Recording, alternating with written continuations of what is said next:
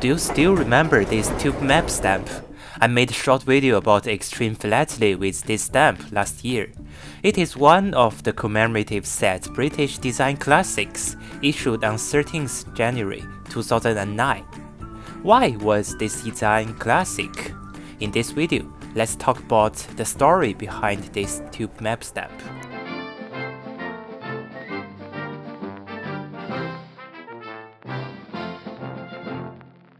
This is a pocket tube map. You can get a free copy from any London Underground station. Technically, it is not a map, but a diagram. It doesn't show any geographical, except you can figure out if the station is north or south of River Thames. The earliest London Underground map in 1908 didn't look like that. It was a map. It was just stations and underground lines on a map of London. It was a mess, although it showed the accurate position of the stations. It was hard to read as station names had to be written in small text and often at weird angles. And if you zoom out from central London, there are a lot of wasted spaces and the central area stations are totally illegible. Several designers made some efforts to improve the map. They removed the streets in the background, made the stations evenly spaced, but they kept the shape of the underground lines. Until Harry Beck came up with a revolutionary idea. Beck was not professional in designing maps. He was an engineering draftsman working for the signaling department of the underground. He once lost his job with the underground as a result of funding cuts in late 1920s.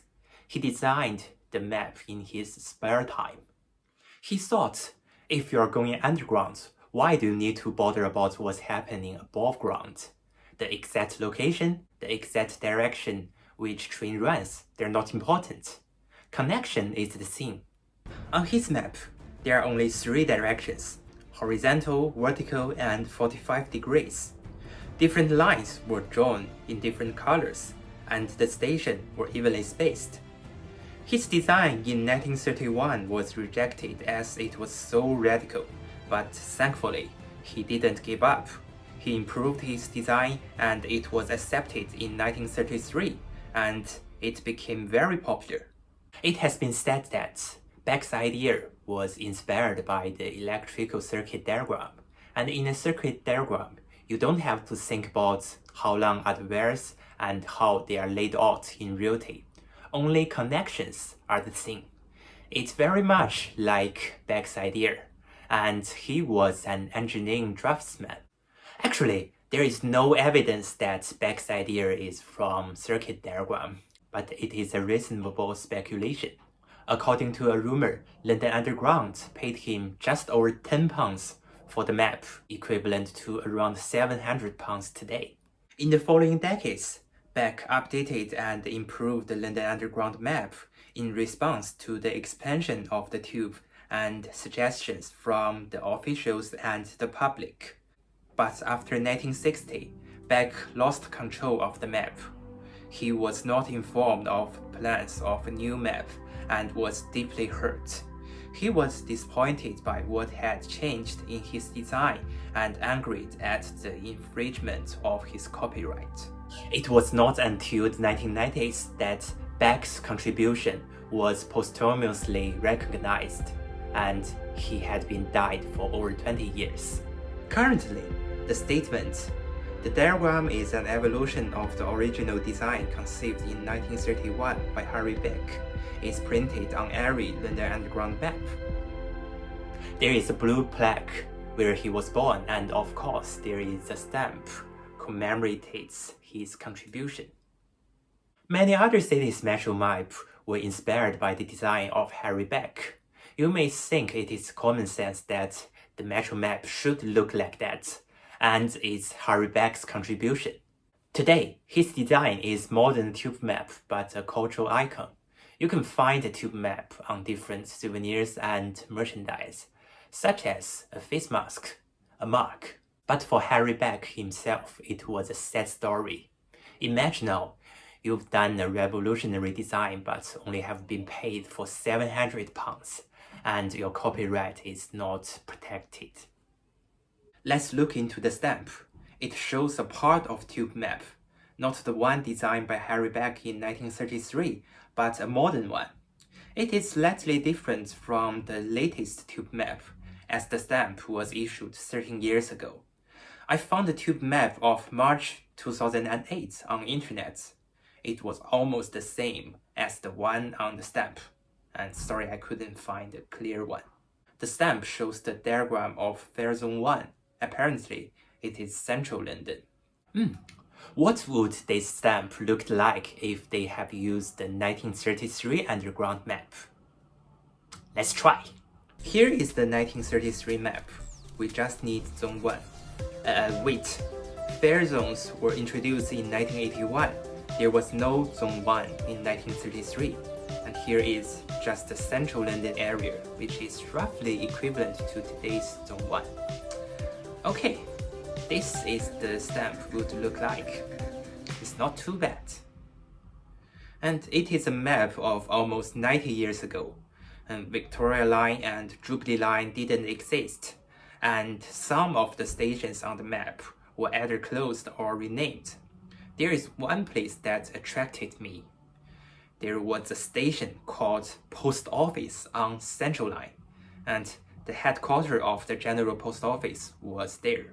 But in 1937, the station was renamed St. Paul's after the cathedral. And I wish the station was still called Post Office. Let's go back to the real stamp. It doesn't give you the full picture of the tube map, but if you are planning to go to London for philatelic purpose, this stamp is somehow enough for you. From King's Cross and St. Pancras Station, you can visit the British Library and the Postal Museum. And Russell Square Station is also not far from the Postal Museum. The Royal Philatelic Society London, or RPSL, is near Bank Station. Oh, I hate the station. You can be getting off at Embankment, Charing Cross, or Covent Garden for Stanley Gibbons. And if you are coming for a stamp show, such as the upcoming London 2022, you should get off at Angel Station, and the Stampex in this autumn will be there as well. Also, you might be interested in the Portobello Road Market near Notting Hill Gate Station. And don't forget your magnifier, because the stamp is microscopic. This little stamp has changed my life, and some of you already know that I first started to collect stamps back in 2003, but my interest in stamp was fading. And in late 2020, I rediscovered this hobby. I opened an Philatelic Instagram account in December of 2020, and just to share some of my collections, to follow some other stamp-related accounts.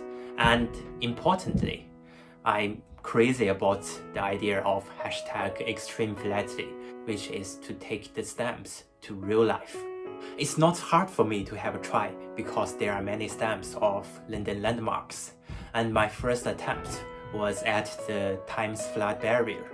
But not long after we entered lockdown, I had to stay at home, and it looked like I couldn't go on. But I found this tube map stamp, and I just picked up a pocket tube map from my ticket album. I sticked it on the wall and took this picture. And later I thought, why not to make a video about this story? I made a 1-minute video because that's the longest you can do on Instagram. And I realized how hard it is to make a video because the 1-minute video took me hours to make. Fortunately, the video was popular and caught the attention of another Mr. Beck. Of course, Graham Beck from Exploring Stamps. He encouraged me to start a YouTube channel, and here I am. The 1-minute video is still my favorite, but I haven't done any similar videos since, because it was just a flash of inspiration. I can't keep creativity like that. But alternatively, I can just share with you what I have learned from my postage stamps. I joined YouTube on 9th January 2021, so this video is like a late celebration of my first anniversary. 1 year later, COVID is still there, but I got more chance to take some extreme philatelic photos. And on the digitalphilatelist.com, I am called an extreme philatist. Oh my gosh, I love this identity so much. I am an extreme philatist. Okay, this is the tube map stamp and some stories behind this channel. Check out the links in the description to learn more about the tube map and Harry Beck. Thank you to both Mr. Beck for bringing me to this world. As always, if you enjoyed this video, don't forget to hit the like button and subscribe and follow me on social media if you haven't. Thank you for watching. See you next time.